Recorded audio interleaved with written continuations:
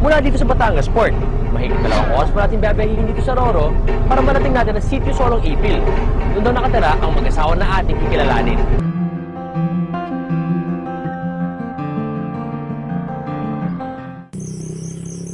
Malalim na ang gabi nang marating namin ang Sitio Solong Ipil, Mamburao, Occidental Mindoro. Walang kuryente sa buong sitio. Tanging gasera at ang ilaw mula sa aming kamera ang nagsisilbing liwanag sa loob ng bahay. Dito namin inabutan sina Shim, 29 anyos, isang katutubong mangyan, at si Ginesa, 22 anyos, isang Amerikana. Silang dalawa, mag-asawa. Iba nga siya American nga siya. Ako naman katutubo lang. Iba naman ang buhay nila. Hanggang ngayon, kuminsan naisip ko bakit ganito ang buhay. Naisip ko bakit ako ganito, parang siniswerte naman na yata ako. Kabuhanan na ni Ginesa at di magtatagal, iluluwal na ni Ginesa ang kanilang panganay na anak. Dahil nga manganganak na si Ginesa, darating daw ang ina nito mula sa Amerika. Ito daw ang unang beses na dadalaw sa kanila ang dayuhang biyena ni Shim. Sa kama daw nilang mag-asawa papatulugin ang nanay ni Ginesa. Espesyal daw kasi itong bisita. It's been over a year since I've seen any of my family. So, I'm excited. Si Shim din ang personal sasalubong sa biyena mula sa airport sa Maynila.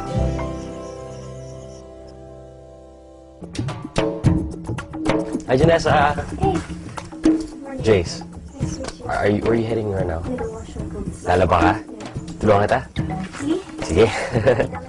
Sige. Saan ka naglalaba? Nakakagulat pakinggan na ang isang Amerikana matatas kong managalog.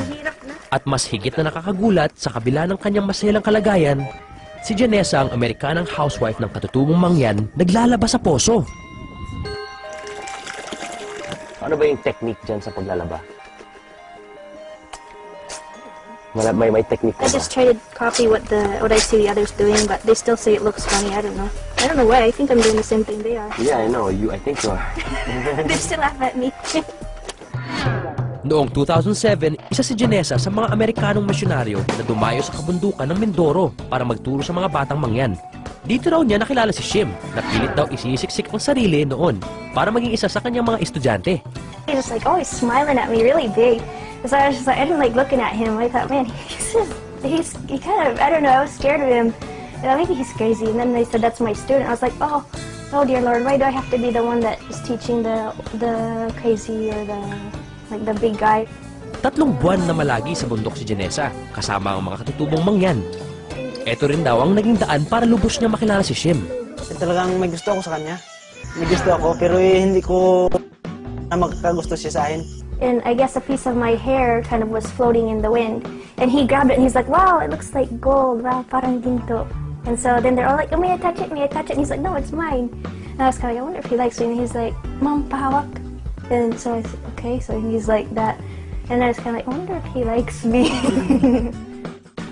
Nang matapos ang misyon ng mga Amerikano sa Mindoro, bumalik sa Amerika si Ginesa para magtrabaho. Magkalayuman daw sila, nananatili silang magkaugnay sa pamamagitan ng sulat. Yung pangatlong sulat niya, kasulat na I love you. At miss na rin niya ako. Pagkatapos sinulatan ko rin.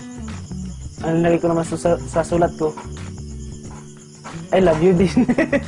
They kind of saw it happening, but they weren't too happy with that. Because they were like, well, you know, he's really poor and he's all of this. And I was like, well, if I was coming here to be rich, I wouldn't have come in the first place just to be a missionary. That's not a goal to be rich if you're a missionary. And so I was like, yeah, it's okay. And they understood. Ipinanganak at lumaki sa Colorado sa Amerika si Ginesa, nakapagtapos ng high school at bunso sa 3 magkakapatid. Payak lang din daw ang kanilang pamumuhay doon. Pero malayong-malayo raw sa naging buhay niya ngayon kasama si Shim. I'm pretty sure back in Colorado and Alaska, you used to eat like Salad.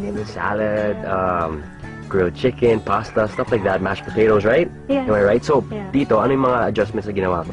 Sometimes kamote, and then all of a sudden there's almost no more of that, and so we're just kind of like, and I was like, I wasn't thinking about it like it's a problem. Okay. And of course I thought about, especially when I was nagli. Basta may laman yung tiyan nyo.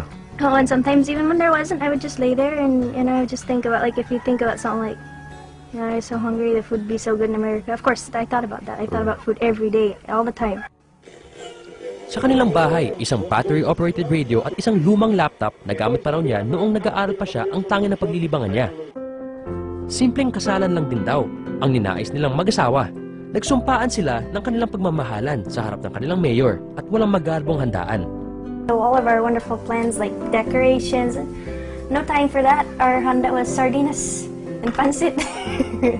At naranasan din niya ang tradisyonal na kasalan ng mga mangyan. Ayon kay Janessa, lalaki ang magiging anak nila. Wala pa raw silang balak na pumunta sa Amerika, pero nais pa rin daw niyang kahit papaano malaman ng kanilang anak ang tungkol sa Amerika. So what's this box for? Just got a package from my mother. Wow, supportive. Yeah, they're really sweet. Nice. Cute. Let's look at this one. Wow. Disposable, no? No, it's already. So many, wow. Yeah, I think my grandma loves to sew. Really? She made all She made these? all of these. Nice. Kadalasan, nakakagulat kung ano ang ating nagagawa para lang sa pag-ibig.